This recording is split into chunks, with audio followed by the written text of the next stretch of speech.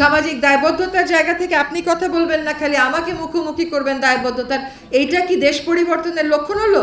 আপনারা যদি 54 বছরের সমস্ত জঞ্জাট একটা 1-1.5 বছরের সরকারকে বলেন পরিষ্কার করে দিয়ে যেতে, আর তারপরে বলেন আপনি না সফল না, আপনি ব্যর্থ, সেটা আপনার বিবেচনাবোধ।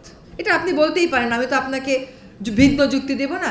1 বছরে যা করা সম্ভব সেটুকুন আমরা করছি কিনা, করার চেষ্টা করছি কিনা, আমাদের পরিবেশ নিয়ে যে ধরনের কথা বলার কথা তা বলছি কিনা, যে কাজগুলো করার কথা সেই প্রক্রিয়াগুলো শুরু করেছি কিনা, সেইগুলো আমার বিবেচনায় মাপকাঠি হওয়া উচিত। কিন্তু জবাবদিহিতা যদি এমনভাবে চান যে 54 বছরে যা হয় নাই তা 1 বছরে আপনাকে করে দিয়ে যেতে হবে, এটা হয়তো খুব একটা ফেয়ার একটা প্রসেস হচ্ছে না।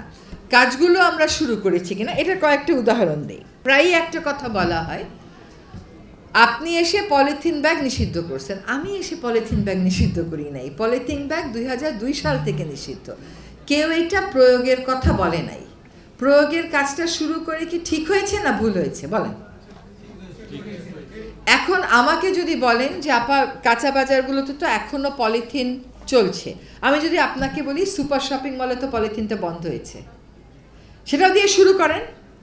সুপার শপিং মলেও তো মানুষ মাছ কিনে, মাংস কিনে, তারা যদি পলিথিন না নিয়ে অন্য ব্যাগে মাছ মাংস নিয়ে যায়, তাহলে কাঁচা বাজারে সেটা কেন একটা সমস্যা হবে? এটা কোনো সমস্যা না। কিন্তু কথা হচ্ছে, আপনি কি এবার হাত তুলবেন? বাজারে যাওয়ার সময় বাসার থেকে পাটের ব্যাগটা নিয়ে যান কয়জনে? হাত তোলেন দেখি, দেখেন কয়জন মানুষ আছেন আর কয়জন হাত তোলেন। নেন না তো, নেন না। পাটের ব্যাগ কেন পাবেন না? আপনার বাসায় গত মাসে 5 কেজি চাল কিনেন নাই একটা প্যাকেটে, সে ব্যাগটা কি করছেন? ফেলে দিছেন? এটা তো ঠিক কথা হলো না যে নাই।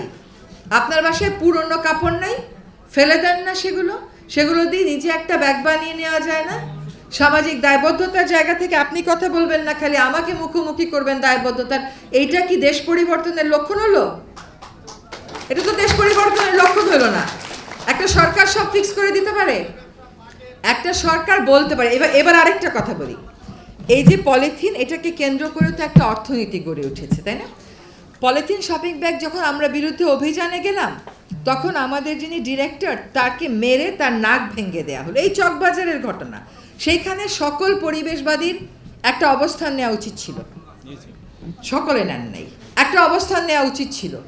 তাদের ওই অর্থনীতির তো একটা জোর আছে। এই জোর কোথা থেকে আসে? তারা আপনাকে পলিথিন ব্যাগ ফ্রি কেমনে করে দেয়? তাদের দোকান, তারা যখন বলে যে আমার শ্রমিক বেকার হয়ে যাবে, তো শ্রমিকের তো বেতন দেয়, যন্ত্রটা তো আনে, বিদ্যুতের তো বিল দেয়, কাঁচামাল তো আনে, তাহলে আপনাকে ওটা ফ্রি দেয় কেমনে?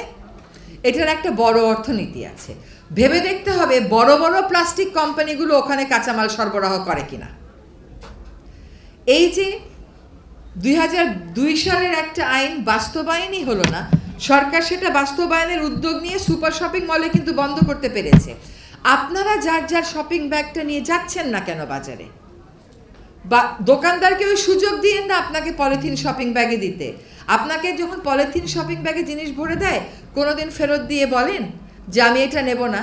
তারপর নিজের ব্যাগ থেকে একটা ব্যাগ বের করে বলেন যে আমার ব্যাগটা আমার কাছে আছে?